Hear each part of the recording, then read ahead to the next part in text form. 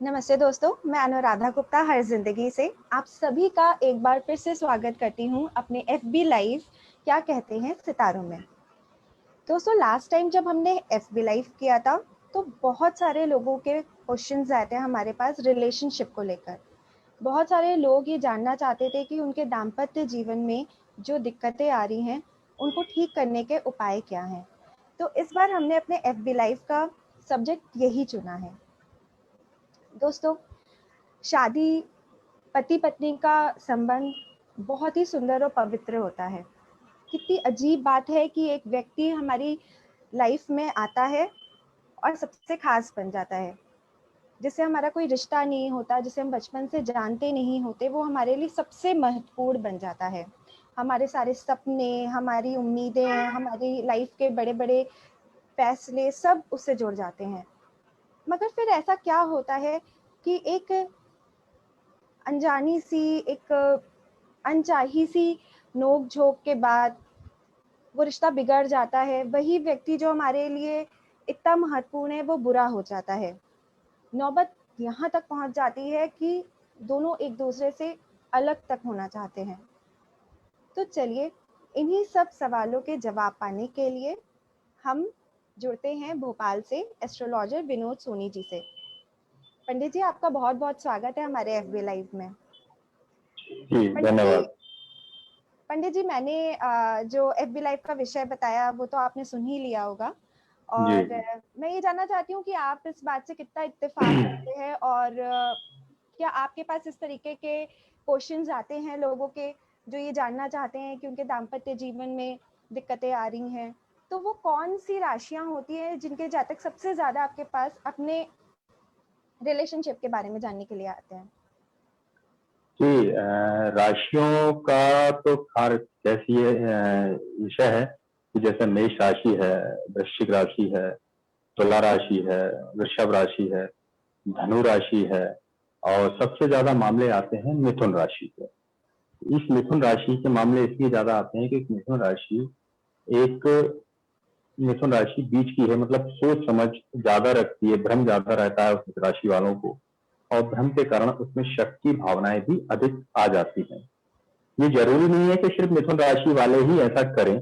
कभी कभी ग्रह ऐसे कुछ प्रभावित हो जाते हैं कि जिसके कारण वो आपसी सामंजस्य बिठाने में एक दूसरे के लिए सहयोग नहीं कर पाते हैं, या एक दूसरे की बातों को सहन नहीं कर पाते हैं, या वो किसी फ्रस्ट्रेशन में है और अगर अपनी बात कह रहा है तो वो बात सुनने की कैपेबिलिटी में नहीं है कि वो उसकी बात को सुने या उसका सही रिएक्शन या प्रत्युत्तर उसको दे।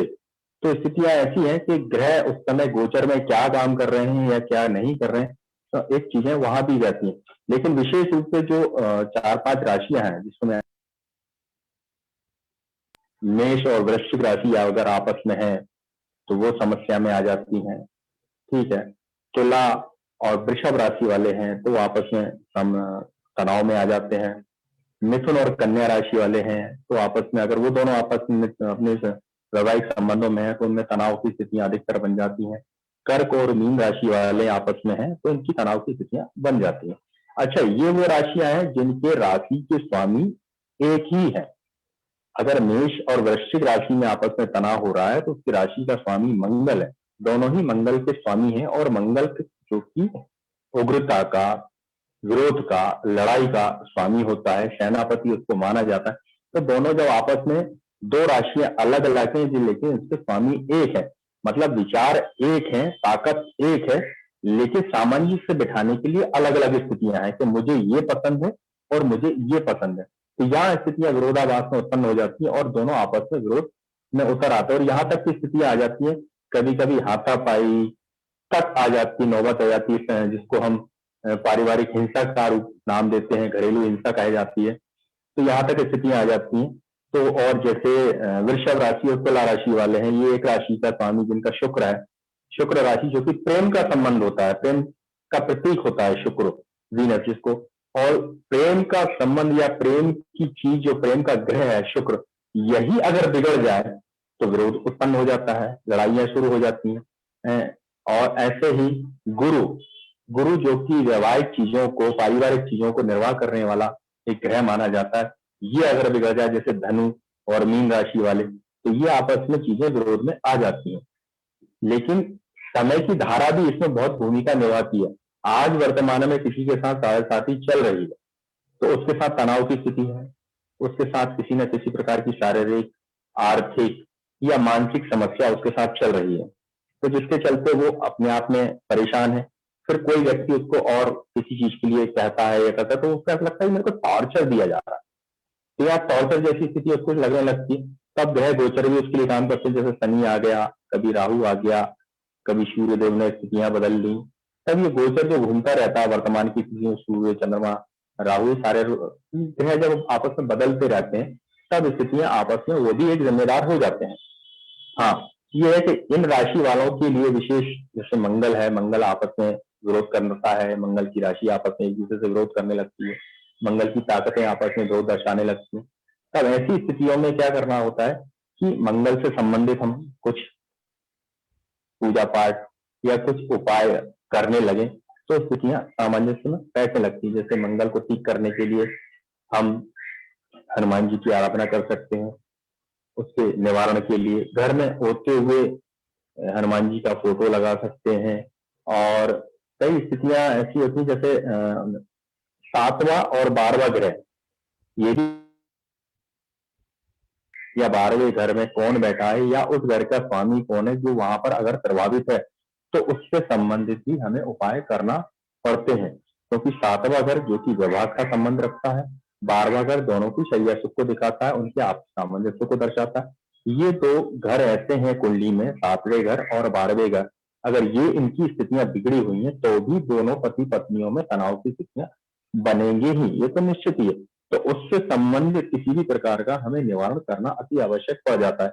या वर्तमान में उस समय चंद्रमा की दशा या गुरु की दशा या राहु की दशा, किस प्रकार की दशा चल रही है जिससे वो पारिवारिक स्थितियों को जिम्मेदार बन रहा है, तो उसको हमें दूर करना होगा। जैसे 7वां, अगर आपको उदाहरण के रूप में 7वें घर का स्वामी अगर शुक्र है और वो प्रभावित है किसी अन्य राहु से या किसी केतु से या शनि से प्रभावित हो रहा है और वो स्थितियां बिगाड़ रहा है, तो हमें शुक्र से संबंधित उपाय कर लेने चाहिए। जैसे शिव जी को दही समर्पित कर देना, शुक्रवार के दिन लक्ष्मी जी को खीर का भोग लगाना, और वो खीर का भोग लगा के हमको पूरे घर के लोगों को ही खाना, घर के बाहर नहीं जाना चाहिए। शुक्रवार का व्रत कर सकते हैं तो व्रत करना चाहिए, और सोमवार का व्रत भी इसमें समाहित हो जाता है। सोमवार के दिन व्रत करके शिव जी को बेलपत्र दही समर्पित करना चाहिए।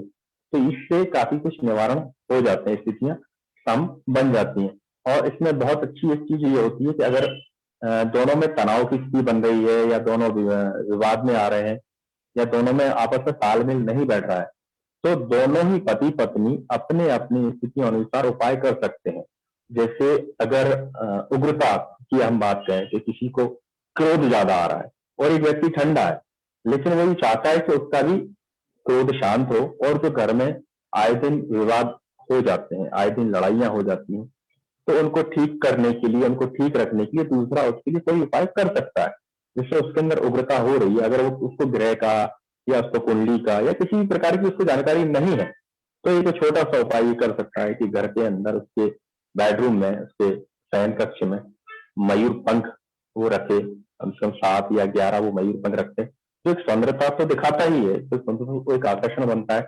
मयूर पंख जो मोर के पंख होते हैं, बड़े सुंदर से होते हैं, वो रखते। और उस घर का अगर कोई वास्तु स्ट्रक्चर कहीं खराब है, वास्तु में कहीं दिक्कत आ रही है जिसकी वजह से उनके अंदर तनाव हो रहा है या किसी और अन्य अवस्था की वजह से उनके अंदर तनाव उत्पन्न हो रहा है, तो वो उसका निवारण करता है। और ऐसी कुछ चीजें हों जैसी प्रातः उठते ही जो उसको दिखे, सबसे पहले उससे ही ऐसी चीजें हो सामने रखी जिस पर उसकी निगाह पड़े, कि वो उसको देखकर वो चीजों को वो ठंडा हो जाए, उसकी क्रोध को शांति हो जाए। जैसे शाम में उठते ही एक छोटा सा बच्चे का फोटो हो, खिलखिलाता हुआ बच्चा हो, छोटा सा कोई बेटा हो, कोई बच्चा हो, तो सुंदर सी आकृति जिस देखते थे, जैसे बच्चों को देखते से ही सुंदर सुंदर से बच्चे चेहरे देखते से अपने आप में खुशी आ जाती है, आपको अपने आप प्रसन्नता अपने अंदर खुशी आती है, और वो आपको दिखने लगता है कि आप अच्छी चीज हमको दिख रही है। और ऐसी कुछ, जैसे झरना है, झरना में से वास्तु के हिसाब से उसको घर में लगाना अनुचित माना जाता है। लेकिन अगर घर में विवाद की स्थिति बन रही है या घर में तनाव की स्थिति बन रही है, तो एक झरना, बहते हुए पानी का फोटो हम अपने सामने बेडरूम के अंदर और उसमें बिल्कुल बेडरूम के जहाँ से हम उठते हैं, जहाँ हमारा पहली नजर पड़ती हो, ऐसी जगह पर हम उसको लगाएं, ताकि उससे से हमारा उस पर नजर पड़े, आंखों की दृष्टि रोशनी पड़े, तो वहां पर देखते थे मत सुबह होते ही एक प्रसन्नता का वातावरण बने। या घोड़े की, 7 घोड़े दौड़ते हुए घोड़ों की अच्छी सुंदर सी एक आकृति वहां पर लगाई जाए, ताकि वो देखकर ऐसा लगे कि मन खुश हो, मन प्रसन्न हो। कुछ सुंदर सी आकृति अगर ये नहीं भी लगाते, तो कोई बहुत अच्छी सीनरी ऐसी लगाई जाए जिसको देखते कि मन आनंदित हो जाए। तो ये झगड़ों का निपटारा करने के एक बहुत आसान से सरल चीजें होती हैं। और जैसे कि अगर मेष राशि वाला कोई है जिसके साथ विवाद ज्यादा हो जाता है, तो मेष राशि वाला और दूसरा मेष राशि उसको ठीक करना चाहता है, तो मेष राशि उसको ठीक करने के लिए वो मंगलवार के दिन हनुमान जी के मंदिर में जाकर उसके लिए प्रार्थना कर सकता है। एक जी। पीपल के पत्ते पर श्री राम लिखकर वहां पर हनुमान जी के यहाँ समर्पित कर सकता है, और ये अपने घर परिवार की शांति के लिए प्रार्थना कर सकता है। ये मेष राशि वाले के लिए, जो मेष राशि वाला क्रोधित हो रहा है, लेकिन अगर उसको कहा जाए कि तुम क्रोधित होते हो, तो ये वो तो जाएगा नहीं, क्योंकि मैं तो ऐसा होता नहीं, क्योंकि ईगो आ जाता है। तो अगला जाए, उसके लिए प्रार्थना करे। और यदि वृषभ राशि वाला है, और अगर दूसरा उसके लिए कोई प्रार्थना कर सकता है कि वृषभ राशि वाले की है, और उसके लिए क्या हम प्रार्थना करते हैं, क्या ऐसा उपाय करें ताकि वो घर में शांति बनी रहे, घर का वातावरण शांत रहे, क्रोध की मात्रा कम हो जाए, चीजें विवाद जो हो जाते हैं वो ठीक हो। तो शुक्र जो स्वामी वृषभ राशि का है, उसके लिए शिव जी पर दही समर्पित करके आ जाए। मिथुन राशि वाला अगर परेशान कर रहा है अगले को, तो मिथुन राशि के लिए गणेश जी के मंदिर में जाकर उनको दुर्वा समर्पित करके उनके लिए प्रार्थना कर सकता है। घर का परिवार की चीजों को ठीक रखने के लिए उनसे प्रार्थना निवेदन कर सकता है। गणेश चालीसा या गणेश अथर्वशीष का पाठ कर सकता है। जी। चौथी कर्क राशि जो होती है, कर्क राशि के स्वामी चंद्रमा है, चंद्रमा समर्पित करना चाहे कर देना, या कुत्ते को दूध प्रतिदिन अगर वो पिलाने लगता है, तो भी घर में शांति बन जाती है। अब पांचवी राशि, अगर वो पांचवी राशि जो कि सिंह राशि है, सिंह राशि की जातक जो साइन है वो है लियो, मतलब शेर। तो शेर जैसे उनके अंदर उग्रता बनी रहती है, और उस पर उनका शूर भी अगर बलवान हो, तो और ज्यादा वो क्रोधित अवस्था में हो जाते हैं, बड़े ही भयावह स्थितियां हो जाती हैं, उनको शॉर्ट टेम्पर हो जाता है, मतलब जरा जरा में उनको हर छोटी छोटी सी बात में उनको बहुत तेज गुस्सा आ जाता है, और इतना तेज कि वो कभी कभी तो सहन ही नहीं हो जाता, और हाथ पैर चलाना, या लड़ाई हो जाना, या कभी किसी चीज को फोड़ देना, या घर में कई सारी चीजों को तोड़कर नुकसान कर देना, हानि पहुंचा देना, जो कि उसके लिए घातक है। तो ऐसे जातक के लिए अगर शांत करना चाहते हैं, तो इसके सोते समय तकिए के नीचे एक पीपल का पत्ता रख दिया करें, ताकि वो उसका दिमाग शांत रहे, और एक पानी का गिलास उसके पास आसपास भर के रख दिया जाए, और वो सुबह पीपल का पत्ता और पानी का गिलास कहीं किसी गमले में या किसी पौधे में डाल दिया जाए, और वो पीपल का पत्ता कहीं ऐसी जगह पर डाल दिया जाए जहाँ की कोई पवित्र जैसी जगह हो, कहीं अच्छी जगह हो, जैसे फूल माला वगैरह जहाँ रखी जाती है भगवान की उतारी, ऐसी जगह पर उसको रख दिया जाए। अब यहाँ छठवीं राशि जो कि कन्या राशि है, कन्या राशि का स्वामी बुध है। बुध भी कभी कभी स्थितियां, वैसे तो बुध ग्रह शांत ग्रह है, लेकिन जब ये शांत ग्रह उग्रता पर आ जाए, तो कभी कभी स्थितियां और भी भयावह हो जाती, क्योंकि ये कन्या राशि वाले मन से तो ठीक होते हैं, लेकिन बोली के बड़े तेज होते हैं। वो बोलने में बहुत तेज दिखा देते हैं, बहुत तेजियां उनके अंदर आ जाती है, कि मतलब उनकी भाषा शैली ऐसा लगता है कि जैसे हमसे लड़ ही रहा। कभी कभी ऐसा देखने में आ जाता है। तो कन्या राशि के वालों के लिए अगर शांत करना है या उनको ठीक करना है, तो गणेश जी के मंदिर में जाकर उनके लिए प्रार्थना निवेदन कर सकते हैं, और विशेष रूप से गणेश जी को मोदक या लड्डू का भोग लगाकर उनसे निवेदन करें, और गणेश चालीसा का पाठ कर सकते हैं। फिर जैसे सातवीं राशि है तुला राशि, जिसका स्वामी शुक्र है, शुक्र राशि, तुला राशि के जातकों से अगर परेशान है कोई व्यक्ति, तो उस व्यक्ति के लिए वो शिव जी के सामने जाकर आराधना कर सकता है, शिव जी के सामने प्रार्थना कर सकता है। अगर मान के चलिए आज इस कोरोना काल में नहीं जा सकते हैं, मंदिर जा नहीं सकते हैं, या मंदिर जाना ऐसी स्थिति नहीं है कि मंदिर जा पाए, कई जगह तो मंदिर बंद हो जाते हैं, तो वो घर में ही शिव जी का स्थापित करें, लेकिन वो रंग उनका काला हो। काले पत्थर के शिव जी हो जिनकी स्थापना घर में करें, और शिव जी का घर में ही अभिषेक किया जाए, घर में ही उनके महामृत्युंजय मंत्र का जितना संभव हो सके जाप करें, दही से दूध से उनका स्नान कराएं, और शमी पत्र उनको विशेष रूप से समर्पित करें, और उनसे समर्पित करने के बाद उनसे प्रार्थना करें कि घर में जो अशांति फैली हुई है इसको शांत करें, और घर में शिव और पार्वती और साथ में गणेश और कार्तिकेय मतलब शिव परिवार का फोटो एक जरूर घर में लगा के रखें ताकि घर में शांति का वातावरण बना रहे, क्योंकि शिव परिवार ही एक ऐसा चीज है जो घर में शांति ला के रखती है। शिव परिवार का अगर फोटो किसी घर में रहता है, उस घर में लगभग शांति रहती है। उस परिवार के लोग आपस में तनाव में नहीं रहते, आपस में सामंजस्य बनाकर रहते हैं। या किसी प्रकार का तनाव की स्थिति आ भी जाती है तो वो आपस में एक दूसरे का सहयोग करके उस परेशानी से बाहर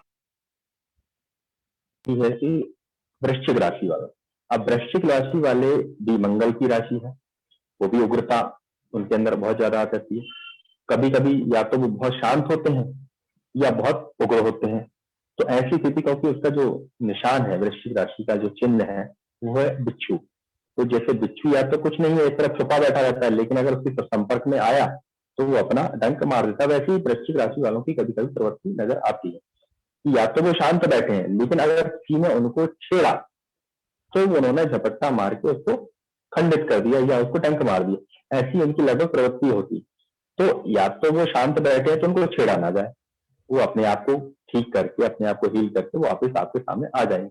लेकिन अभी वो अगर धोखे से आपको पता नहीं है, आपको कोई अपनी बात कहनी है और वो किस मंशा से बैठा हुआ है चुपचाप, आपको ज्ञात नहीं है, आपको पता नहीं है, और आपने उससे बात की और वो क्रोध में आया, और जब क्रोध में आ जाता है बार बार जब ऐसा होने लगे, तो ऐसी स्थिति में वृश्चिक राशि वालों को शांत रखने के लिए हनुमान जी के पास जाकर उसके नाम से प्रार्थना करें, उसके नाम से पूजा करें, और एक नारियल मंगलवार के दिन जरूर समर्पित करें हनुमान जी को कि ये उसके लिए है, उसको समर्पित है, और उसकी मन की जो स्थिति है क्या है पता नहीं है, लेकिन वो ठीक हो, और उसके कारण जो घर का परिवार का माहौल बिगड़ रहा है, तनाव की स्थिति आ रही, वो ठीक हो, उसके नाम से प्रार्थना की जाए। और हो सके तो मंगलवार के दिन हनुमान जी को चोला जरूर चढ़वा दिया जाए ताकि उनकी क्रोध की मात्रा जो है वो कम हो। अब यहाँ आती है नवी राशि। नवी राशि वाले धनु राशि। धनु राशि के जातक या तो बिल्कुल ठीक रहते हैं और कई बार सामंजस्य बिठाते हैं, अधिकतर सामंजस्य बिठाते हैं, किसी से भी सामंजस्य, अगर किसी से विरोध भी है तो भी वो उसके साथ सामान्य रूप से निर्वाह कर लेते हैं और सामंजस्य बिठा लेते हैं। ये उनके अंदर स्थिति ऐसी होती है कि वो हर चीज को कैपेबल होते हैं संभालने में। वो एक जिम्मेदार, एक तरीके से जिम्मेदार नागरिक की भूमिका निभाते हैं, चाहे वो जिम्मेदार घर का मुखिया जैसा हो या कोई भी हो, तो उनमें जिम्मेदारी बहुत ज्यादा बड़ी होती है। परंतु कभी कभी देखने में ये भी आता है कि धनु राशि वाले कभी कभी परिवार बिगाड़ भी देते हैं, क्योंकि वही ग्रह अगर किसी चीज को संभल रहा है और अगर वो संभलता नहीं है तो फिर वो बिगड़ जाता है। तो धनु राशि के जातक या तो घर संभालते हैं, संभाल के चलते हैं, घर परिवार की कैसी भी स्थितियां हैं उसको उभार ले जाते हैं और उसको तरक्की के पथ पर ले जाते हैं। लेकिन अगर तरक्की करने वाला यदि सेनापति ही, अगर हमारा ही सेनापति हमारा ही दुश्मन बन जाए तो हम उससे बड़ा तो फिर कोई खतरा हो ही नहीं सकता। कि अगर हमारा ही रक्षक है और हमारे ऊपर ही आक्रमण वो करने लगे तो उससे बड़ा तो कुछ हो ही नहीं सकता।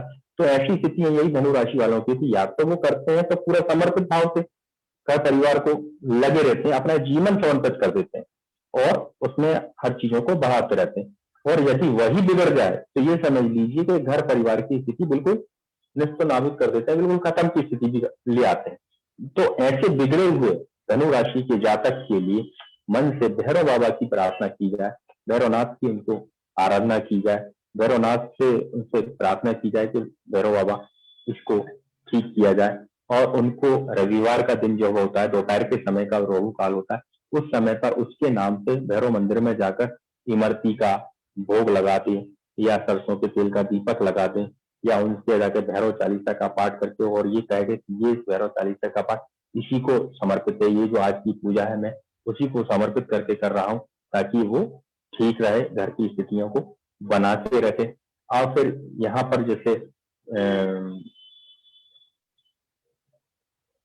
मकर राशि के जातक है, मकर राशि के जातक या तो बिल्कुल ठीक रहते हैं, बहुत धीर गंभीर होते हैं, क्योंकि मकर राशि मतलब मगर, या तो वो धैर्य है, धीर है, गंभीर है, बिल्कुल पड़ा हुआ है, लेकिन वो प्लानर बहुत बड़ा होता है, मतलब बहुत धीर गंभीर, बहुत लंबी की सोचता रहता है, उसके अंदर दिमाग के अंदर बहुत लंबी की दूरी की कौड़ियां उसके अंदर चलती रहती है।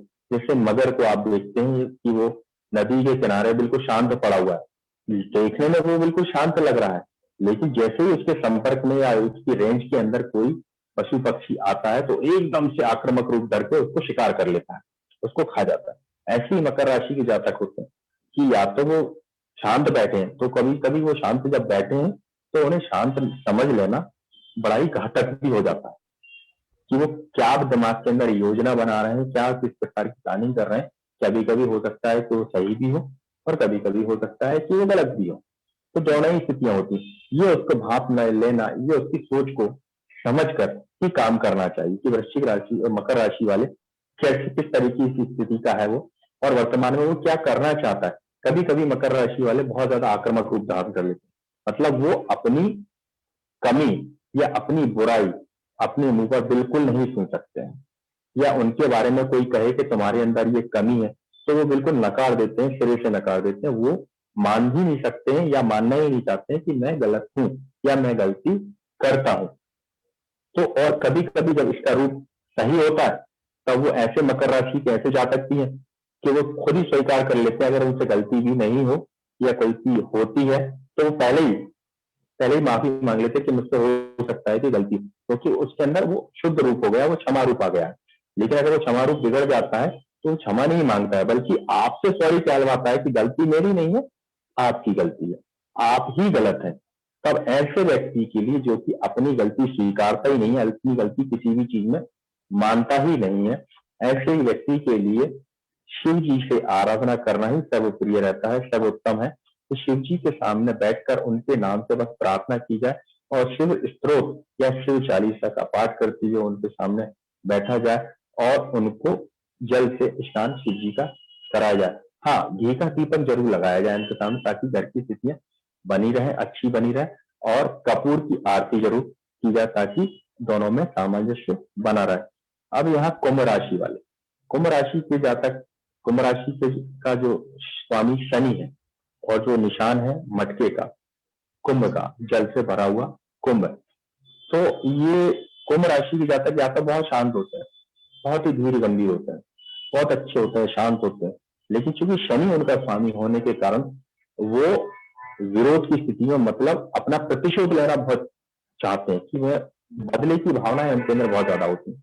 वो इतने गंभीर होते हैं कि 4-4 साल किसी बात को मन में पाले रहते हैं और 4 साल बाद उस बात का उत्तर जरूर देते हैं।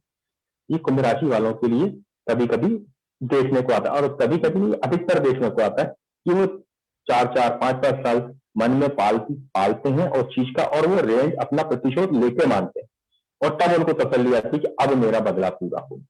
तो ऐसे जातकों के मन की भावनाओं को बहुत जल्दी ही ठीक करना होता है, नहीं तो वो किसी दिन बड़ा रूप रख के सामने आते हैं और मतलब अपने सारे तथ्य अपने पक्ष में करके वो सामने आते हैं ताकि आप कोई कुछ कर भी ना पाए। तो ऐसे व्यक्ति के लिए सतर्क रहना बहुत जरूरी होता है, क्योंकि ये व्यक्ति कभी सामने स्पष्ट रूप से नहीं आ पाते, चाहे वो अच्छाई वाले हों चाहे वो बुराई वाले हों। अच्छाई वाला है तो ठीक है कि आगे चल के अच्छाई का बदला देगा, लेकिन कभी कभी जब वो रूप बिगड़ जाता है तो वो बुराई का बदला लेता है कि आपसे अगर छोटा सा पेन आपने किसी से लिया था और वो बाई लक आपसे टूट गया, और आपने कहा यार सॉरी यार वो टूट गया, नहीं दे पाए, वो मन में पाल लिया, फिर वो किसी दिन आपसे बड़ा वो चीज लेकर उसको बाकायदा तोड़ कर देगा और कहेगा सॉरी मुझसे टूट गया। आप कहोगे यार ये तो बहुत कीमती था, मेरा पेन भी तो कीमती है, उसने तोड़ दिया। तो ऐसी स्थितियां वो निर्माण कर लेते हैं। तो ऐसे कुंभ राशि के जातकों से बहुत थोड़ा सा उनसे भी संभल के रहना चाहिए। अच्छे हैं तो ठीक है। तो ऐसे वालों के लिए, ऐसी कुंभ राशि के जातकों के लिए शनि देव बहुत जल्दी उनके लिए प्रार्थना स्वीकार करते हैं। उनके शनि देव के सामने एक तेल का दीपक जलाया जाए, उनसे प्रार्थना की जाए, और साथ में हनुमान जी के सामने जाकर प्रार्थना की जाए। और पीपल के वृक्ष की, अगर ये यहाँ नहीं जा पाते हैं तो पीपल के वृक्ष के नीचे शाम के समय अगर दीपक लगा सकें तो बहुत अच्छा रहेगा। या शाम के समय दीपक लगाने कई बार स्थितियां नहीं बन पाती है, घर बहुत दूर दूर होते हैं, तो कुछ नहीं है तो एक बार पीपल के पत्ते पर नाम लिखकर, श्री राम का नाम लिखकर हनुमान जी को समर्पित कर देना ही एक बहुत अच्छा उपाय होता है, बहुत अच्छा साधन होता है अगर वो कर देते हैं तो, ताकि उनसे प्रार्थना स्वीकार की जाए, हनुमान जी से प्रार्थना की जाए कि ये इसकी बुद्धि को सुधारा जाए, इसकी बुद्धि को ठीक किया जाए। तो स्थितियां काफी कुछ नियंत्रण हो जाती हैं। अब आती है अंतिम राशि मीन राशि। मीन राशि के जातक बहुत ही आक्रामक होते हैं और एकदम स्पष्टवादी होते हैं। कौन कितना कैसा बड़ा व्यक्ति है या छोटा व्यक्ति है, अगर उन्हें कुछ कहना है तो किसी छोटे बड़े का वो नहीं देखते हैं, या कितने बड़ा कोई उनका ऑफिसर भी है तो वो अपनी बात कहना नहीं चुकते। अगर कोई बात उनको अच्छी लगी है तो अच्छा कहना, और कोई बात बुरी लगी है तो बुरा कहना वो बहुत अच्छे से जानते हैं और वो कह देते हैं, और अपनी बात को वो रखना जानते हैं। और कभी कभी उनका आक्रामक रूप भी हो जाता है, और ऐसे रूप वालों को ऐसे, और साथ ही प्रेमी बहुत होते हैं। मीन राशि वाले अगर देखें, जिसका स्वामी गुरु है और जिसका निशान मछली है, कि ऐसे राशि वाले बड़े प्रेमी बहुत होते हैं। जैसे प्रेमी बहुत होते हैं और अपने दाम्पत्य या अपने पार्टनर के लिए वो जान तक देने के लिए तैयार होते हैं। कभी कभी ऐसी स्थितियां बन जाए कि अगर उनको अपना दाव लगाना पड़े या अपने शरीर का कोई अंग काट कर देना पड़े तो वो पीछे नहीं हटते। परंतु यदि जब उनके रूप बिगड़ जाते हैं, अगर उनका बिगड़ा रूप सामने आ जाता है, तो वो कई बार स्थितियां भयानक हो जाती है। यहाँ तक कि कभी कभी मेरे को देखने को, हमारे अध्ययन में देखने में आया कि वो हत्या तक की स्थितियां तक आ जाती है। तो ऐसी स्थिति में ऐसे जातक से बचने के लिए, ऐसी जातक की मानसिक अवस्था या उनकी उनकी शारीरिक अवस्था को ठीक रखने के लिए हमको विष्णु जी की आराधना अगर हम करते हैं, विष्णु सहस्त्र नाम का अगर हम पाठ करते हैं, विष्णु जी से उसके लिए प्रार्थना करते हैं, विष्णु जी के पीताम्बर वस्त्र समर्पित करके उनसे विनती करते हैं, तो बहुत अच्छा रहता है, ताकि वो ठीक रहे, घर का परिवार का स्थितियां अच्छी है और अच्छी बनी रहे और दाम्पत्य जीवन अच्छा चलता रहे। ठीक है पंडित जी, आपने तो सारी राशियों का एक साथ ही सब कुछ बता दिया है। जी लेकिन जी फिर भी छोटे छोटे उपाय बताइएगा अभी। मेरा जी जी। नेक्स्ट क्वेश्चन ये है कि छोटे मोटे झगड़े तो सारे कपल्स के बीच में होते रहते हैं, लेकिन हाँ। कुछ राशियां ऐसी होती हैं जो छोटी छोटी बात का तिल का ताड़ बना देती हैं, और मतलब छोटे मुद्दे बड़े हो जाते हैं, और मतलब वो लोग टॉलरेट नहीं कर पाते किसी को। तो वो राशियां हम्म। कौन सी हैं, और उनके लिए कोई छोटे छोटे उपाय जिससे उनकी ये बर्दाश्त करने की क्षमता बढ़ सके, क्योंकि ये रिश्ता एक ऐसा होता है कि एक दूसरे को कई जगहों पर टॉलरेट तो करना ही पड़ता है। जी, ये जो आपस में जो नहीं निभा पाते हैं, जो राशि वाले ज्यादा ही आक्रामक हो जाते हैं या जिनमें स्थितियां खराब कर लेते हैं, वो अपनी बिगाड़ लेते हैं, ऐसी राशि जैसे तुला है, मिथुन है, कन्या है, मीन है, मेष है, ये राशि वाले थोड़े से ज्यादा परेशान कर देते हैं या परेशान हो जाते हैं। और ऐसे लोगों के लिए ठीक रखने के लिए, इन राशियों को ठीक रखने की, राशि से हटकर भी किसी को ये पता नहीं है कि राशि क्या है। अब उसको घर की स्थितियां ठीक रखनी है, घर की चीजों को ठीक करना है, तो वो कैसे करे कि अब उसे तो पता नहीं है। कि आप जैसे आपसे ही कहूं कि मीन राशि के जाते, तो अब आपको क्या पता कि मीन राशि इसकी किसकी है या मेष राशि किसकी है, या आपके पति का नाम आपको पता है लेकिन उसकी राशि तो पता नहीं है कि वो क्या है। तो ऐसे स्थिति में घर में एक सामान्य रूप से छोटे छोटे से कुछ उपाय किए जाते हैं जो राशि से अलग हटते हैं, वो सामान्य है। और जी। इन उपायों में से अगर ये रेगुलर 90 दिन करने के बाद इनके अच्छे परिणाम प्राप्त होते हैं। अब जैसे पहले उपाय में, जैसे घर में पूजा पाठ का स्थान अगर है कुछ, तो वो बिल्कुल साफ होना चाहिए, बिल्कुल सुरक्षित होना चाहिए, उसमें गंदगी नहीं होनी चाहिए। नियमित अगर घर में तनाव की स्थितियां बनती है तो पति या पत्नी में से कोई भी शुक्रवार को मीठा भोग लगाए, भगवान जी को अपने अभूति का भोग लगाए, या सफेद चीजों का भोजन में खाने की चीज जो होती है सफेद मिठाई में, जैसे कोई भी मिठाई, सफेद मिठाई, उसका दान करे, बतासे भी हो सकते हैं।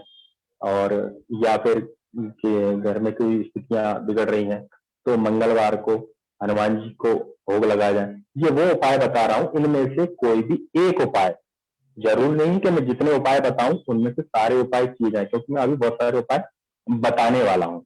इनमें से कोई भी एक उपाय पकड़ के 90 दिन करना है, ठीक है।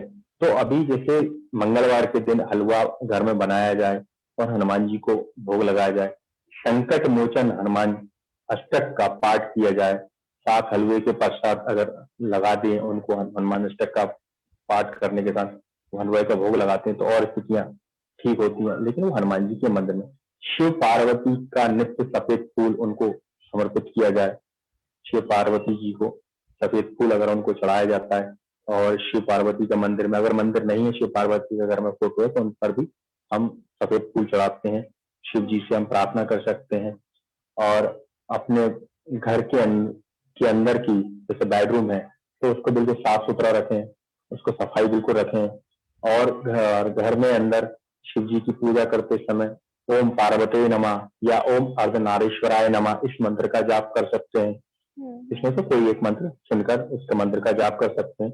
एक 11 बार, 21 बार, 51 बार या 108 बार या यथाशक्ति कर सकते हैं, जिससे घर की स्थितियों में वातावरण थोड़ा सा अच्छा रहे। सोमवार के दिन अगर व्रत कर सकते हैं, अच्छी बात है।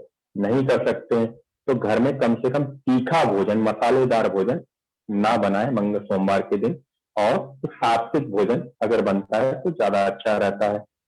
नित्य सूर्य देवता को जल समर्पित करते हैं, दोनों पति पत्नी, या पति पत्नी नहीं तो कोई एक भी अगर सूर्यदेव को जल चढ़ाता है, सूर्यदेव को जल चढ़ाकर ओम गणेश प्रियाय नमः मंत्र का जाप करता है या गायत्री मंत्र का जाप करते हुए सूर्यदेव को जल चढ़ाता है, तो भी स्थितियां अच्छी रहती हैं। हर शनिवार को सरसों के तेल का दीपक अगर वो पीपल को लगाता है, तो भी स्थितियां उसके लिए काफी अच्छी रहती हैं। और शनिवार की शाम को घर में ही अगर वो सुंदरकांड का पाठ करता है, चाहे वो महिला हो या पुरुष हो, कोई भी हो, अगर सुंदरकांड का पाठ करता है, तो भी घर के अंदर काफी सारी स्थितियां अच्छी रहती हैं। प्रतिदिन चमेली के तेल में सिंदूर मिलाकर हरे पान के पत्ते पर लकड़ी से, अनार की लकड़ी से सीताराम इस पान के पत्ते पर 11 बार लिखकर हनुमान जी को अगर वो समर्पित करते हैं प्रतिदिन 90 दिन तक, तो घर की स्थिति कितनी भी परेशानियों वाली अगर चल रही है, नहीं, उपाय बहुत अच्छा है। मैं आपको फिर से बताता हूँ कि एक हरे पान के पत्ते पर अनार की लकड़ी से चमेली के तेल में घुला हुआ सिंदूर, उस कलम से सिंदूर से पान के पत्ते पे 11 बार सीताराम सीताराम सीताराम अगर लिखते हैं, और वो पान का पत्ता हनुमान जी को मंदिर में जाकर समर्पित करते हैं और अपने घर परिवार की शांति के लिए प्रार्थना करते हैं, तो ये मान के चलिए 90 दिन किया गया ये उपाय एक तरीके से रामबाण की तरह काम करता है और उनके घर के अंदर किसी भी प्रकार की पारिवारिक क्लेश को दूर करने में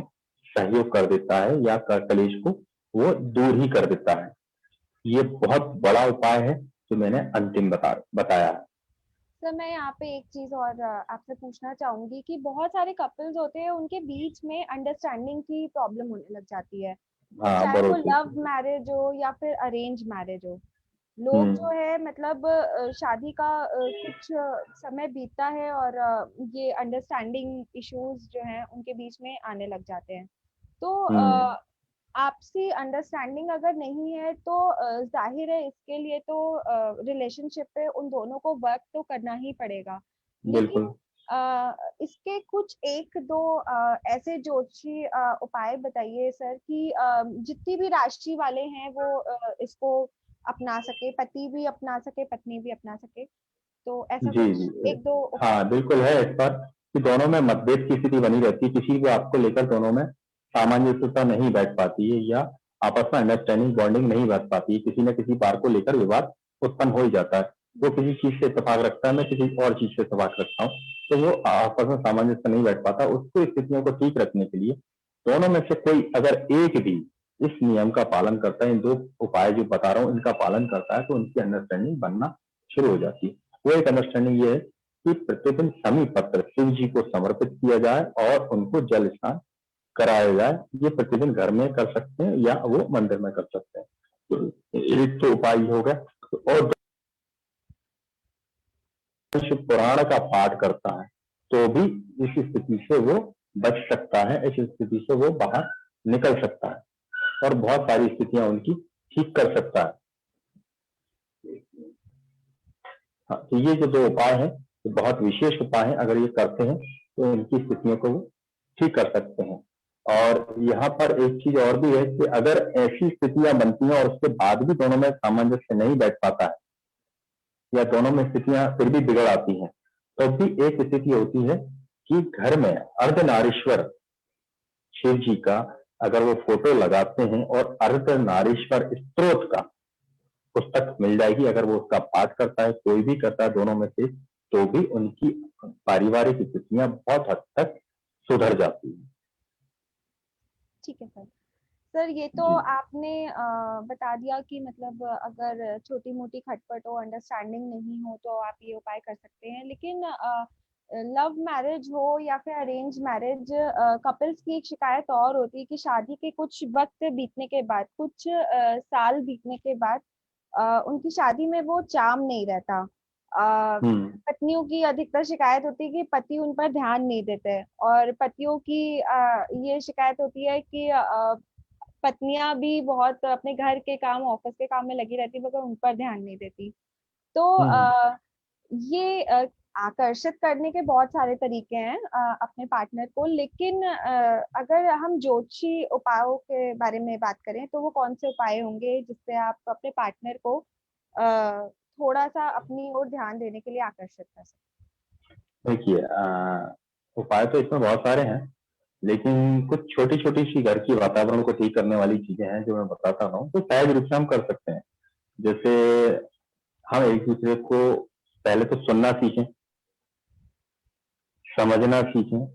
और पहले हम काफी हद तक एक दूसरे के लिए समर्पित रहा करते थे, एक दूसरे की अच्छी बॉन्डिंग रहा करती थी। बीच में एक गैप आ गया, बहुत गैप आ गया, और गैप आते आते कितना बड़ा खाई सी बन गई है कि हम वो एक दूसरे से बात कई दिन हो जाते हैं एक घर में रहने के बाद, वो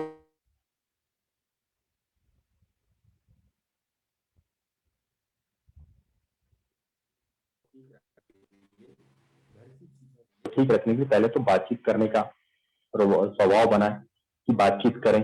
और एक चीज ये सबसे अच्छी कि कहीं एक एक एक ऐसा दिन फिक्स किया जाए, चाहे वो महीने में या हफ्ते में या 2 महीने में, कि कहीं एक स्थान पर जाएं, जैसे पिकनिक स्पॉट हो, या कहीं घूमने जाते हैं, या कहीं ऐसी जगह जाते हैं जहां पर वो मनोरंजन जैसी चीजें उनकी हो पाए, एक मनोरंजन जैसे उनके साधन हो पाए, या वो पिकनिक मना सकें, या कभी कभार कहीं बाहर जाकर पार्क में भी अगर की कुछ चीजें हो, कुछ कुछ कोई चुटकुले जैसा हो, कुछ आपस में एक दूसरे को चुटकुले सुनाए, या आपस में एक दूसरे से बात नहीं भी कर रहे हैं तो घर में किसी तीसरे एक ऐसे व्यक्ति को ले जाएं, जानता है, हंसना जानता है, या हंसाने या चुटकुलेदार है, तो ऐसे व्यक्ति के साथ रहे, ताकि उसको बीच में रखकर वो आपस में चुटकुलेबाजी करते हैं या कोई अंताक्षरी तो है, तो कुछ थोड़ा सा एक होल्ड में अंडरस्टैंडिंग बनाने का एक साधारण सा सहारा बन जाता है, एक हल्का सा, कि कुछ गाने जो अंताक्षरी के तहत ऐसे निकल कर आ जाते हैं कि एक दूसरे को बड़ा ही प्रभावित कर देते हैं, एक दूसरे में आपस में अच्छी बात से दूरियों को भर देते हैं। एक ये करना शुरू किया जाए। और अगर ये चीजें तो छात्र साधारण सी चीज हो गई, और ज्योतिष उपचार के माध्यम से अगर हम देखें, तो किसी मंदिर में जाकर दोनों पति पत्नी अगर किसी मंदिर में जाने का एक नियम बनाते हैं कि हफ्ते का, भले वो रविवार का दिन, जिस दिन उनकी छुट्टी रहती है या जिस दिन वो सहज रूप से जा सकते हो, सुबह दोपहर शाम कभी भी, तो वहां वो जाएं, और वहां पर कम से कम नहीं तो आधा घंटा बिताएं। अगर वो बात नहीं भी कर रहे हैं आपस में, उनके अंदर कुछ नहीं भी है, या वो बात चाम नहीं भी है, या जो आपस में बॉन्डिंग थी वो नहीं भी है, तो भी वहां बैठे, आधा घंटा बैठे ऐसे धार्मिक टेम्पल पर। और वो धार्मिक टेम्पल, अगर वो धार्मिक मंदिर अगर होता है, तो वो मंदिर शिव का अगर हो तो सबसे अच्छा है, या राधा कृष्ण का मंदिर हो तो और भी उत्तम है। तो वहां पर क्या प्रेम की चीजें बनती हैं, प्रेम का समागम बनता है, और क्योंकि मंदिर में जाने से एक एटमोस्फेयर जो होता है वो पॉजिटिव होता है, वहां की जो सकारात्मक शक्ति है वो भी आपके ऊपर काम करती है। और जब वहां पर आप जब बैठते हैं, काफी देर वहां गुजारते हैं, आधे घंटे का, 20 मिनट का या 15 मिनट का, तब आसपास आप नजर मारते हैं, कई सारी दृष्टिगोचर करते हैं, तो कुछ अच्छी अच्छी चीजें आपको देखने को मिलती हैं, कुछ अच्छे अच्छे सिग्नल्स आपको देखने को मिलते हैं, जो आपके मन को ठीक करते हैं, आपके मन की कुंठा को बाहर निकालते हैं, और ना चाहते हुए भी हम एक दूसरे से बात करना शुरू कर देते हैं, आरंभ कर देते हैं। तो ये स्थितियां हमारे लिए बहुत अच्छी रहती हैं कि हम ऐसी जगह पर, किसी भी धार्मिक जगह पर बैठे, या किसी पार्क में जाकर बैठे, या समय, कुल मिलाकर बात ये आती है कि हम अपने आप एक दूसरे को समय दें, बैठें। तो बैठने से क्या होता है, मन की कि जो एक दरार है या मन की कमी आ गई है या जो खाई बन गई, वो किसी ना किसी रूप से भरने लगती है। और पहली चीज है कि सुनना जरूर सीखें, एक दूसरे को सुने कि किसके अंदर क्या है, वो क्या कहना चाहता है।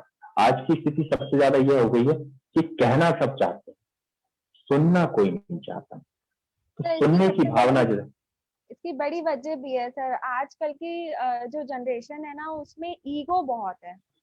जी लेकिन जी बात ये है कि ईगो होना गलत नहीं है, लेकिन ईगो को सही जगह इस्तेमाल करना और दिखाना ज्यादा महत्वपूर्ण है।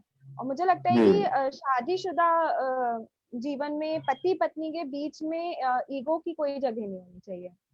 बिल्कुल। तो सर, मैं ये जानना चाहती हूँ कि वो मतलब राशियां कौन सी हैं जो जिनके ना ईगो बहुत होता है, और वही हम्म। छोटे छोटे उपाय सर क्या वो लोग कर सकते हैं कि ईगो जो है उनका थोड़ा शांत हो जाए और रिश्ता बच ईगो जाए। की, हाँ, ईगो की तो मुख्य राशियां हैं, जैसे मेष है, मीन है, और धनु है, मकर है, तुला है। ये तीन चार राशियां हैं। ये काफी, इनके अंदर कभी कभी ईगो बहुत तेजी से उत्पन्न हो जाता है, ये जल्दी आ जाता है।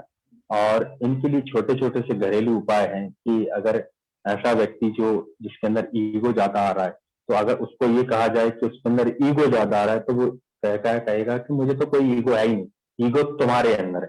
जबकि वो खुद कहते हुए दर्शा रहा है कि ईगो उसके अंदर है, तो स्वीकारता नहीं। ऐसी स्थिति में घर का वातावरण, अगर वो उसके अंदर ईगो हो रहा है, तो उसको उसके हाल पर छोड़ दिया जाए। वो एक दिन ठंडा होकर घर में वापस आ जाता है, अपनी मानसिक अवस्था को ठीक करके आता है, और वो सॉरी होकर आता है। लेकिन उसके साथ में ट्रीटमेंट, ऐसा क्या है जो ट्रीटमेंट उसे दिया जाए, या घर में ऐसा क्या उपाय किया जाए जो घर के वातावरण को, या घर के ईगो, या किसी के अंदर भी ईगो आ रहा है वो दूर, उसको उसमें उसको हटाया जाए। क्योंकि वो पति पत्नी या घर परिवार में किसी के अंदर भी ईगो आना, वो अच्छी बात नहीं है। चाहे वो अच्छे रूप में हो या खराब रूप में, ईगो नहीं होना चाहिए। ईगो जैसी चीज तो होनी ही नहीं चाहिए। तो ईगो दूर रहे, और ईगो में घर परिवार ना टूटे, उसके लिए घर की स्थितियों में सबसे ज्यादा वैजंती माला जो होती है, वैजंती माला से घर के अंदर ओम श्री राधा कृष्णाय नमः, ओम श्री राधा कृष्णाय नमः, इस मंत्र का जाप वैजंती माला से अगर किया जाए, या ओम श्री कृष्णाय नमः, ओम श्री कृष्णाय नमः, या ओम श्री कृष्णाय आकर्षणाय नमः, इस मंत्र का अगर जाप किया जाता है, इन तीन मंत्रों में से भी किसी मंत्र का जाप किया जाता है, तो उस व्यक्ति का ईगो हम दूर करते हैं। उस व्यक्ति को ईगो का या उसके अभिमान को हम दूर हटाने में काफी कुछ महारत हासिल हमको प्राप्त हो जाती है, और हम उसकी, मतलब जबरदस्ती का ईगो, जो फालतू का ईगो है, वो हम दूर करने में सफल हो पाते हैं काफी हद तक। पूर्ण रूप से तो नहीं होते हैं, लेकिन हाँ, काफी हद तक हम उसको ठीक कर सकते हैं। उसके ईगो को, उसके अभिमान को हम दूर कर सकते हैं। और समय समय पर उसकी जैसे कुछ छोटे छोटे घरेलू उपाय होते हैं, जैसे घर के सिरहाने पर, घर के बिस्तर जो है उसके सिरहाने पर पीपल का पत्ता रखना, या पानी का गिलास भर के रखना कमरे में, या जहां पर वो व्यक्ति, ईगो वाला व्यक्ति जहां सोता है, वहां पर एक बहुत अच्छा उपाय रहता है उसके ईगो को दूर करने के लिए। खड़ी मूंग की दाल, जैसे मतलब खड़ी मूंग इस पानी में गलाकर हम रख देते हैं, 2 चम्मच इसमें रख देते हैं बिना कुछ ढके हुए, और सुबह वो दाल उठाकर चिड़ियों को या पक्षियों को चुगने डाल दिए जाते हैं। ये हफ्ते में 1 बार या 2 बार, 3 बार हम कर लेते हैं, तो भी उस व्यक्ति के ईगो को, जिसका ईगो, वो वाला ईगो जिसका कोई मतलब नहीं है, घर का परिवार का विघटन हो रहा है, तनाव की स्थिति बन रही है, उस ईगो को हम दूर करने में काफी हद तक सफल हो जाते हैं। पंडित जी, बहुत बहुत धन्यवाद आपका कि आपने हमारे इतने सारे प्रश्नों के जवाब दिए और इतने सारे उपाय बताए। मुझे उम्मीद है कि जो हमारा जी फेसबुक लाइव देख रहे हैं जो दर्शक, उन्हें जरूर अपनी जी प्रॉब्लम का सोल्यूशन मिल गया होगा इससे। तो जी जी फ्रेंड्स, अगर आपका कोई सवाल हो पंडित जी से, तो हमें आप हमारे फेसबुक पे कमेंट बॉक्स पे लिख कर भेजें। हम आपके सवाल को पंडित जी तक पहुंचाएंगे और उसका उपाय जानने की कोशिश करेंगे। इसी प्रश्न के साथ हम दोस्तों आपसे अलविदा लेना चाहेंगे। और पंडित जी, आपका बहुत बहुत धन्यवाद हमारे साथ एफबी लाइफ में जुड़ने के लिए। जाते जी जाते मैं धन्यवाद। दोस्तों एक चीज आपसे जरूर कहूंगी कि आप बेशक बहुत सारे ज्योतिषी उपाय हैं उनको अपना लें, और रोज कुछ मंत्रों का जाप कर लें, पूजा पाठ कर लें, लेकिन आपका मन जब तक साफ नहीं होगा तब तक आप अपने रिश्ते में आगे नहीं बढ़ पाएंगे। तो सबसे पहले जरूरी है कि आप अपने मन को साफ करें, अपने पार्टनर को समझें, और पंडित जी के बताए हुए जो ज्योतिषी उपाय हैं उन्हें जरूर एक बार ट्राई करें। और अगली बार बुधवार को फिर से हमारे साथ फेसबुक लाइव में जुड़ें, और अगला विषय हम आपको बहुत जल्दी बता देंगे। तब तक के लिए नमस्कार। नमस्कार। नमस्ते पंडित जी।